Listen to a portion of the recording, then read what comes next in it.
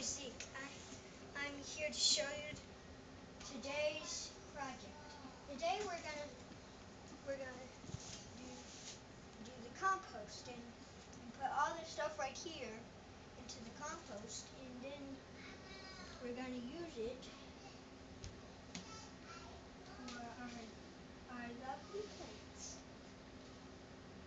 So first, you sweep all the junk into the dustpan.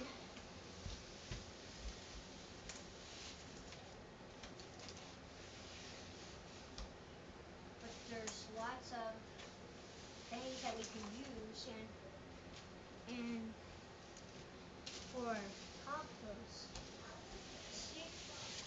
See all those foods right there? That's perfect for compost. Now when you're using compost, you have to and paper.